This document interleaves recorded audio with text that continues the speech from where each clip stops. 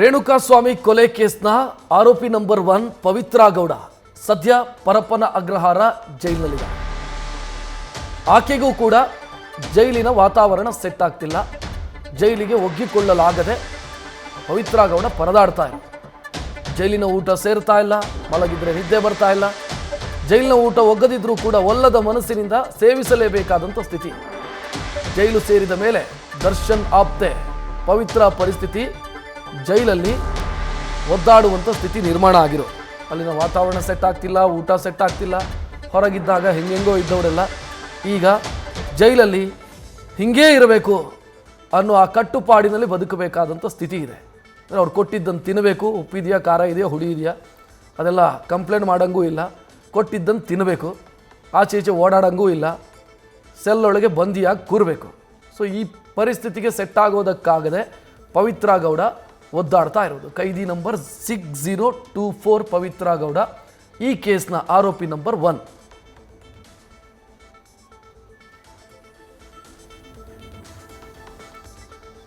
ಪವಿತ್ರ ಗೌಡ ಮೊನ್ನೆಯೇ ಜೈಲು ಸೇರಿದ್ದಾಗಿದೆ. ಈ ಕೇಸ್ನಲ್ಲಿ ಆರೋಪಿ ನಂಬರ್ 1. ಜೈಲಿನ ಊಟದ ಮೆನುವನ್ನು ಕೂಡ ನೋಡ್ತಾ ಇದ್ದೀರಿ. ಇದು ಚೇಂಜ್ ಆಗ್ತಾ ಇರುತ್ತೆ, ಅಂದರೆ ದಿನದಿಂದ ದಿನಕ್ಕೆ ಬದಲಾಗ್ತಾ ಇರುತ್ತೆ. ವಾರದಲ್ಲಿ ಒಂದು ದಿನ ನಾನ್ ವೆಜ್ಜು ಕೂಡ ಕೊಡ್ತಾರೆ.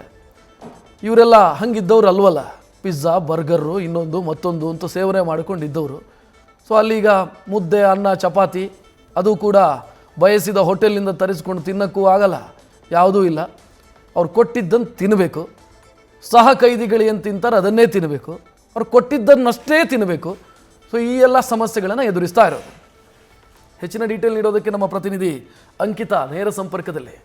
ಅಂಕಿತಾ, ಈಗ ಒಗ್ಗತ್ತೋ ಬಿಡತ್ತೋ, ಇರುವಷ್ಟು ದಿನ ಅಲ್ಲಿನ ಪರಿಸ್ಥಿತಿಗೆ ಒಗ್ಗಿಕೊಂಡು ಜೀವನ ಮಾಡಲೇಬೇಕು. ನಾನು ಬಯಸಿದಾಗೆ ಪಿಜ್ಜಾ, ಬರ್ಗರು ಎಲ್ಲ ತರಿಸ್ಕೊಂಡು ತಿನ್ನೋದಕ್ಕಾಗಲ್ಲ.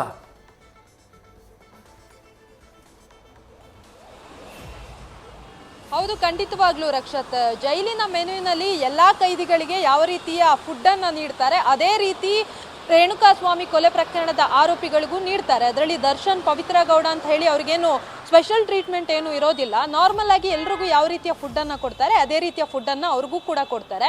ಆದರೆ ಅಲ್ಲಿ ಆಹಾರ ಅವರಿಗೆ ಸೆಟ್ ಆಗ್ತಾ ಇಲ್ಲ ಅಂತ ಹೇಳಿ, ಅಂದರೆ ಐಷಾರಾಮಿ ಜೀವನ ನಡೆಸ್ತಾ ಇದ್ದವರು, ವೆರೈಟಿ ಫುಡ್ಗಳನ್ನು ತಿಂತಾ ಇದ್ದವರು, ಅವರಿಗೆ ಜೈಲಿನ ಊಟ ಸೆಟ್ ಆಗ್ತಾ ಇಲ್ಲ ಅಂತ ಹೇಳಿ, ಅದೇ ರೀತಿ ಪ್ರಕರಣದ ಪ್ರಮುಖ ಆರೋಪಿಯಾಗಿರುವಂತಹ ಪವಿತ್ರ ಗೌಡಗೂ ಕೂಡ ಜೈಲಿನ ಊಟ ಅಡ್ಜಸ್ಟ್ ಆಗ್ತಿಲ್ವಂತೆ. ಜೊತೆಗೆ ಜೈಲಿನಲ್ಲಿ ಸಾಮಾನ್ಯವಾಗಿ ಮಲಗೋದಕ್ಕೆ ಚಾಪೆಯನ್ನು ಕೊಡ್ತಾರೆ. ಹಾಗಾಗಿ ಆ ಚಾಪೆಯಲ್ಲಿ ಕೂಡ ಪವಿತ್ರ ಗೌಡಗೆ ಮಲಗೋಕ್ಕಾಗ್ತಾ ಇಲ್ಲ ಅಂತ ಹೇಳಿ ಅಳಲನ್ನು ತೋಡ್ಕೊಳ್ತಾ ಇದ್ದಾರೆ ಅಂತ. ಅವರ ಜೊತೆ ಇರುವಂತಹ ಸಹ ಕೈದಿಗಳೇನಿದ್ದಾರೆ ಅವರ ಜೊತೆ ಕೂಡ ಪವಿತ್ರ ಗೌಡ ಯಾವುದೇ ರೀತಿಯ ಮಾತುಕತೆಯನ್ನ ನಡೆಸ್ತಾ ಇಲ್ಲ, ಅಂದ್ರೆ ಮಾತನಾಡ್ತಾ ಇಲ್ಲ, ಮಂಕ ಕೂತಿದ್ದಾರೆ ಅಂತ ಹೇಳಿ. ಅಂದ್ರೆ ಹೊರಗಡೆ ಜಗತ್ತಿನಲ್ಲಿ ಯಾವ ರೀತಿಯಾಗಿದ್ರು ಅವರು ಎಲ್ಲವೂ ಕೂಡ ಬೇಕಾದಾಗಿ ಸಿಗ್ತಾ ಇತ್ತು. ಆದ್ರೆ ಜೈಲಿನಲ್ಲಿ ಹಾಗಾಗೋದಿಲ್ಲ. ಅವರು ಮಾಡಿರುವಂತಹ ಕರ್ಮಗಳಿಗೆ, ಪಾಪಗಳಿಗೆ ಅಲ್ಲಿ ಅನುಭವಿಸ್ಬೇಕಾಗುತ್ತೆ. ಜೈಲಿನಲ್ಲಿ ಯಾವ ರೀತಿಯ ರೂಲ್ಸ್ ಅಂಡ್ ರೆಗ್ಯುಲೇಷನ್ಸ್ ಇರುತ್ತೆ ಅದನ್ನ ಫಾಲೋ ಮಾಡಬೇಕಾಗುತ್ತೆ. ಊಟದ ವಿಚಾರ ಆಗಿರ್ಬೋದು ಅಥವಾ ಏನೇ ಇರ್ಬೋದು, ಅದೇ ರೀತಿಯಾಗಿ ಅವ್ರು ಪಾಲನೆಯನ್ನ ಮಾಡಬೇಕಾಗುತ್ತೆ. ಆದ್ರೆ ಅದು ಸಾಧ್ಯ ಆಗ್ತಾ ಇಲ್ಲ ಅಂತ ಹೇಳಿ, ಊಟ ತಿಂಡಿ ಅಡ್ಜಸ್ಟ್ ಆಗ್ತಾ ಇಲ್ಲ, ಮಲಗೋದಕ್ಕಾಗ್ತಾ ಇಲ್ಲ, ಈ ರೀತಿಯ ಸಮಸ್ಯೆಗಳು ಆಗ್ತಾ ಇದೆ ಅಂತ ಹೇಳ್ತಾ ಇದ್ರೆ. ಆದ್ರೆ ಏನೂ ಮಾಡೋದಕ್ಕಾಗಲ್ಲ. ಜೈಲಿನಲ್ಲಿ ಇರೋ ತನಕ ಅಲ್ಲಿ ಯಾವ ರೀತಿಯ ಸೌಲಭ್ಯಗಳನ್ನು ಅವ್ರು ಕೊಡ್ತಾರೆ, ಎಲ್ಲಾ ಕೈದಿಗಳಿಗೆ ಯಾವ ರೀತಿಯ ವ್ಯವಸ್ಥೆಗಳಿರುತ್ತೆ ಅದೇ ರೀತಿ ದರ್ಶನ್, ಪವಿತ್ರ ಗೌಡ ಜೊತೆಗೆ ಎಲ್ಲಾ ಆರೋಪಿಗಳಿಗೂ ಕೂಡ ಸಿಗುತ್ತೆ. ರಕ್ಷತ್, ಥ್ಯಾಂಕ್ ಯು ಅಂಕಿತಾ ಮಾಹಿತಿಗೆ.